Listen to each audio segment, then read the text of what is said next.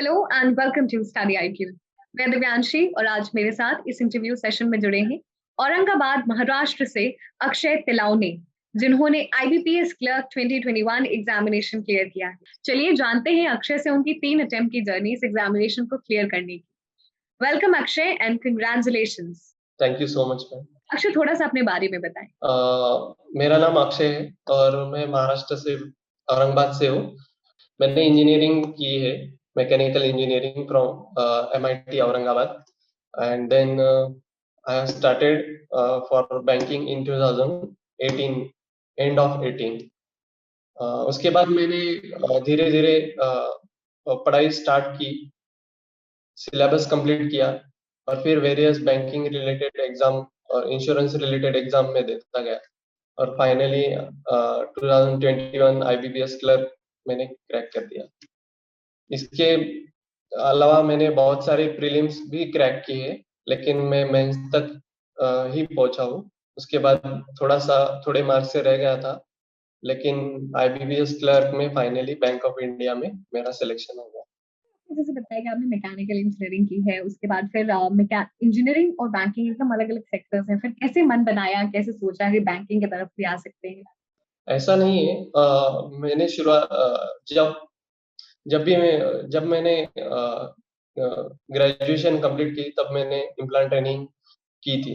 वहाँ पे मैकेनिकल में बहुत ही रेस्ट्रिक्शन था। मैकेनिकल रिलेटेड जॉब में बहुत ही कम सैलरी थी। इनफैक्ट जहाँ मैं काम कर रहा था वहाँ पे एक्सर्शन बहुत ज्यादा था। इस कारण मैंने बैंकिंग चूज की, क्योंकि मेरे दोस्त थे, उन्होंने भी मुझे इस एग्जाम के लिए मोटिवेट किया कि तुम एक बार ट्राई करो।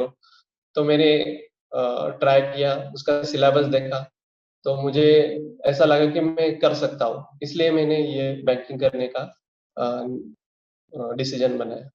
अगर मैं आपसे जानना चाहूँ कि जब आपने ये जॉब छोड़ी और फिर बैंकिंग की तैयारी करने लगे, 3 अटेम्प्ट की जर्नी थी, तो मतलब कुछ अनसर्टेनिटीज की वहां पे एक जॉब छोड़ के आए हैं और यहाँ पे भी 3 अटेम्प्ट हो गए हैं। 2 अटेम्प्ट हो गए थे, ये फाइनली तीसरे अटेम्प्ट में हुआ, तो ऐसी कोई अनसर्टेनिटी आती थी? Yes ma'am. शुरुआत में जब मैंने यहाँ पर आपको पता नहीं होगा शायद, औरंगाबाद एक महाराष्ट्र में बैंकिंग हब है। बहुत सारे स्टूडेंट्स यहाँ से गाइडेंस लेते हैं अलग अलग मेंटर से। तो मुझे कोई दिक्कत नहीं थी यहाँ से, क्योंकि मेरे एक टीचर है आकाश जादव, वो बैंकिंग में बहुत ही मतलब अच्छे पढ़ाते हैं बाकी सब्जेक्ट। तो मैंने उनसे बात की, फिर उन्होंने समझाया कि तुम पहले सिलेबस कंप्लीट करो। मैंने सिलेबस कंप्लीट किया, लेकिन पूरा सिलेबस कंप्लीट नहीं किया था, क्योंकि मुझे कुछ टॉपिक थे जो मुझे बहुत ही डिफिकल्ट जा रहे थे। तो प्रीलिम्स फर्स्ट ईयर तो मेरा ऐसे ही निकल गया कि प्रीलिम्स में थोड़े थोड़े मार्क्स से रह गया। उस कारण थोड़ा सा डिमोटिवेट फील हो रहा था। लेकिन अगले साल मैंने कुछ प्रीलिम्स क्रैक भी कर दी। फिर बाद में ऐसा मोड़ आया कि पापा ने बोला कि तुम प्राइवेट में ट्राई करके देखो। मैंने बोला नहीं, मैं यही मतलब इसी फील्ड में अभी ये चूज किया है, तो इसी फील्ड में मैं स्टडी करूंगा और क्वालिफाई करूंगा। फिर पापा ने बोला तुम प्राइवेट में भी नहीं करना चाहते, या इधर एग्जाम भी निकल नहीं रही, तो क्या करना चाहते हो? तब मुझे बहुत मतलब पैरों तले से जमीन सरकती उस तरह से हो गया था मेरा, कि मैं कुछ नहीं हूँ ऐसा लग रहा था। फिर जब मैंने फिर से नए सिरे से पढ़ाई चालू की, तो मैंने पास की जो जो भी सारी गलतियां थी, वो सारी सारी ऐसे पेपर पे लिख कर उसे उस पर काम किया। और प्रीलिम्स भी निकलने लगी और फिर मेंस तक भी पहुंचने लगा। मेंस में मेरा 2 अटेम्प्ट पीओ की भी थे, इंटरव्यू क्वालिफाइड था, मतलब मेंस क्वालिफाइड होके इंटरव्यू भी दिया है मैंने, लेकिन थोड़े मार्क्स से रह गया, तो इसलिए मैंने क्लर्क ज्वाइन कर दिया। आपने जैसे बताया कि जर्नी इतनी आसान नहीं थी और कई बार तो ऐसा लग रहा था कि सही कर भी रहे हैं कि नहीं। फाइनली जो गलतियां रियलाइज की, क्या क्या क्या कमी रह जा रही थी और इस बार जो रिफ्लेक्ट किया, उन गलतियों के बारे में जानना चाहूंगी। सबसे पहले ये बहुत इम्पोर्टेंट है कि आप अपना सिलेबस कंप्लीट कीजिए। विदाउट सिलेबस कंप्लीशन इट्स आज आज की डेट में आप कुछ भी नहीं कर सकते। मतलब आप बोल रहे हो बैंकिंग में मैं सिर्फ डीआई मतलब क्वांट सेक्शन की बात करूँ तो सिर्फ डीआई पर मैं पेपर निकाल सकता हूँ, ये बिल्कुल गलत है। आपको बेसिक डीआई और वर्ड प्रॉब्लम जो होते हैं, अरिथमेटिक जो जिसे बोलते हैं, वो भी बहुत ही इम्पोर्टेंट है आज के डेट में, तो वो भी करना जरूरी है। तब मैंने वो अरिथमेटिक पर इतना ध्यान नहीं दिया था, क्योंकि बेसिक और डीआई में ही 20 अटेम्प्ट हो जाते थे और कट ऑफ भी निकल जाता था। लेकिन अब कट ऑफ थोड़ा सा हाई हो रहा है, तो बाकी सेक्शन में भी थोड़ा सा एस होना जरूरी है। तो मैंने जो सिलेबस इनकम्प्लीट था जिसका अरिथमेटिक का, तो मैंने वो कंप्लीट किया अभी, और वो बहुत ही बेनिफिशियल साबित हुआ मेरे लिए। दूसरी बात करूँ इंग्लिश का तो मुझे मतलब ऐसा था कि मैं रीडिंग से ही करता था, बाकी कुछ नहीं करता करता था। लेकिन बाद में मैंने रियलाइज किया कि रीडिंग के साथ वोकैब और मॉक्स भी देना जरूरी है, क्योंकि वही आपको आगे तक लेके लेके जाएगा। फिर बाद में आता है रीजनिंग का पार्ट। रीजनिंग में आप जितना ज्यादा प्रैक्टिस करोगे, पजल्स या फिर मिसलेनियस टॉपिक हो गए, वो आपके दिमाग में उतना ज्यादा बैठता जाएगा। इसके अलावा बाकी कुछ करने की जरूरत नहीं है। आप सिलेबस कंप्लीट करने के बाद सिर्फ मॉक लगाते जाइए। मॉक ही आपको आगे तक लेके जाएगा। आपके आपको दूसरे दूसरी चीज करने की जरूरत नहीं। तो ये सारी गलतियां थी, उस पर काम करना जरूरी है। मॉक टेस्ट को एक्चुअली लगाने का सबसे सही तरीका क्या है? मॉक टेस्ट को कैसे एनालाइज करना है? देखिए, प्रीलिम्स और मेंस दोनों अलग अलग होते हैं मॉक। तो प्रीलिम्स में तो आप अगर आपकी पढ़ाई हो गई है, तो आप प्रीलिम्स के मॉक लगा दीजिए। अगर आपकी पढ़ाई हो गई है, तो आप प्रीलिम्स के मॉक लगा दीजिए। उसका एनालिसिस करने के लिए आप हर एक टॉपिक को मतलब जिस टॉपिक से क्वेश्चन आप नहीं लगा सकते, उसको आप एक पेज में लिख लिख लीजिए। ऐसा टेबल बनाकर आपने कितने अटेम्प्ट किए, उसमें से कितने गलत हो गए और कितने सही हो गए, और आपको कितना टाइम लगा उस सॉल्व करने के लिए।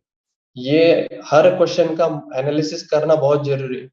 हाँ, शुरुआत में ये करना जरूरी है, लेकिन आपका उस पर हैंड हो गया है एक बार, तो आपको दूसरा कुछ करने की जरूरत नहीं है। आपको जहाँ शुरुआत में 1 घंटा लगता था मॉक का एनालिसिस करने के लिए प्रीलिम्स का, वहाँ बाद में आपको 15 मिनट 10 मिनट उसमें ही हो जाएगा। तो एनालिसिस शुरुआत में बहुत करना जरूरी है। आपको वीक एरिया और स्ट्रॉन्ग एरिया आपको पता चल जाता है। फिर आपको कोई जरूरत नहीं कि आप दिन भर एनालिसिस करते बैठिए और ऐसा कुछ। मेंस में बहुत जरूरी है। मेंस में ज्यादा देर बैठना पड़ता है, मॉक लंबा होता है, लेकिन उसका एनालिसिस बहुत ही ज्यादा जरूरी होता है। उसका एनालिसिस करने के बाद ही आप नेक्स्ट मॉक लगाए। और हाँ, प्रीलिम्स अगर एक पास में है, जैसे एसबीआई या फिर आईबीपीएस क्लर्क, कोई कोई सा भी प्रीलिम्स अगर 15 दिन के पास है, 15 दिन के बाद आप हमेशा ये एक चीज कीजिए कि डेली मॉक लगाइए प्रीलिम्स का। फिर आप देखिए, आपको मतलब प्रीलिम्स में कोई भी दिक्कत नहीं आएगी। तो ये अपने आप पता चल जाता है कि अपना वीक एरिया और स्ट्रांग एरिया कहाँ है, कौन सा है। तो ये ये सब बातें हैं। अक्षय, किस तरीके से स्टडी आईक्यू आपके जर्नी में साथ रहा? जिस तरह से आपको मैंने पहले बताया, यहाँ पे मेरे मेंटर है आकाश यादव, तो उन्होंने बताया कि जीके बहुत ही इम्पोर्टेंट है। आप भले ही प्री के लिए प्रिपेयर कर रहे हो या फिर किसी और एग्जाम के लिए प्रिपेयर कर रहे हो, तो आपको जीके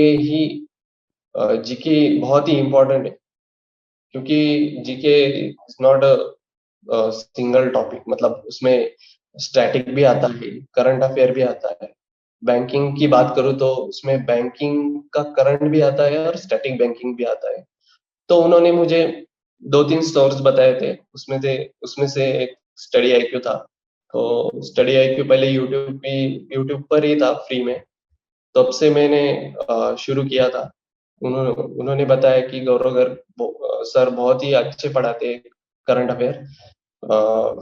फिर मैंने उन्हीं को फॉलो किया। दोस्त ने भी बताया था मुझे कि study IQ one of the best platform to prepare for current affair specially. तो जब से वो उन्होंने मतलब स्टडी आईक्यू का ऐप लॉन्च किया है सर ने, तब से तो बहुत ही ज़्यादा आसान हो गया है पूरा सब्जेक्ट मैनेज करने के लिए। मैं एक सजेशन देना चाहूँगा, जो भी बैंकिंग की पढ़ाई स्टार्ट कर रहे हैं, मतलब बैंकिंग चालू कर रहे हैं, बैंकिंग का एग्ज़ाम प्रिपेयर करने के लिए, तो शुरू से ही आप करंट अफेयर पढ़ना चालू कीजिए। भले ही आपकी प्रीलिम्स निकले या ना निकले, मेंस निकले या ना निकले, लेकिन आपको हर दिन, हर रोज़ आपको करंट अफेयर करना बहुत ज़रूरी है। मुझे अभी अ, जितने भी मैंने मेंस दिए, मुझे कोई दिक्कत नहीं आई करंट अफेयर में। बहुत ही आसान होता है करंट अफेयर, क्योंकि हर रोज़ वही पढ़ना नहीं पड़ता। हर रोज़ कुछ नया सीखने के लिए मिलता है, और कभी-कभी शो ऑफ भी करना, मतलब शो ऑफ भी करता हूँ मैं दोस्तों के बीच में करंट अफेयर के रिलेटेड। तो ये बहुत ही इम्पोर्टेंट पार्ट था स्टडी का। ये समझना चाहूंगी कि आज जब इतना फ्री कंटेंट अवेलेबल है, then why did you decide to pay for Gaurav sir's course? अगर आप पेड कोर्स खरीद रहे हो, स्पेशली गौरव गर्ग का, गौरव गर्ग सर ने बहुत ही अच्छे से कॉम्प्रिहेंसिवली उसमें चीज़ें ऐड की हैं। तो उनके ऊपर एक ज़िम्मेदारी है कि अ, वो क्वालिटी और चीज़ें डिलीवर करो, और ये कुछ हद तक, मतलब मैं कहूँगा कि बहुत ही अच्छी तरीके से प्रूवन है। स्पेशली मुझे किसी की प्रूफ की ज़रूरत नहीं है, क्योंकि मैंने खुद रियलाइज़ किया है कि उनके जो पढ़ाए हुए करंट अफेयर 90% से ऊपर क्वेश्चन में देखे गए। मैंने खुद उनको अलग-अलग क्वेश्चन सेंड किए थे, उन्होंने वेरीफाई भी किया था। तो मुझे नहीं लगता कि उसमें कुछ डाउट है।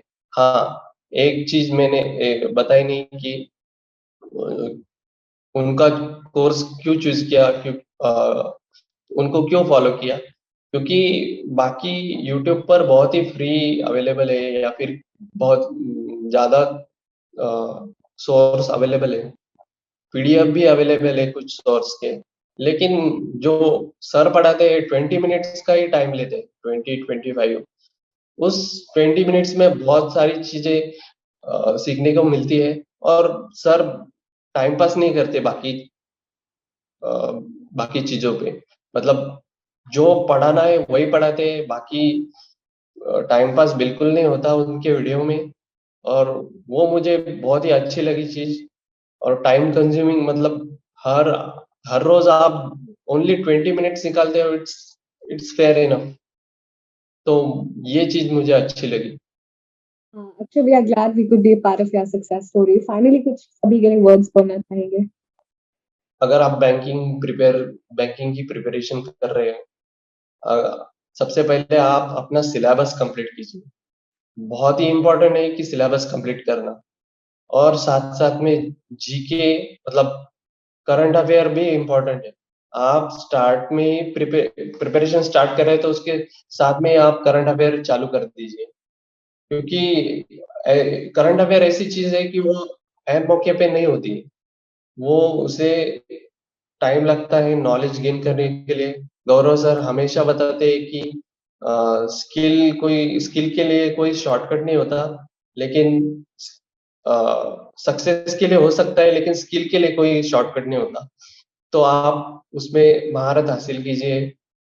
अ, अगर आप स्टडी आईक्यू या फिर गौरव गर्ग सर को फॉलो करते हैं, तो उन पे ब्लाइंडली फॉलो कीजिए। उन पे ब्लाइंडली ट्रस्ट कीजिए, डेफ़िनेटली आपको सक्सेस मिलेगा। Thank you so much for joining us in this interview session. Session के एंड में हम एक बहुत ही पॉजिटिव और इम्पोर्टेंट बात बोल रहे हैं कि सक्सेस का शायद शॉर्टकट हो जाए बट स्किल का नहीं, इसलिए स्किल एनहांसमेंट पे ध्यान दीजिए, जैसे गौरव सर भी देते हैं और उन्हीं से इंस्पायर्ड है अक्षय, और अक्षय ने आज एग्जामिनेशन क्लियर किया, तो एक बार फिर बधाई। And we are very glad that you joined us in this interview session. पूरी टीम की तरफ से ढेर सारी शुभकामनाएं। Thank you ma'am.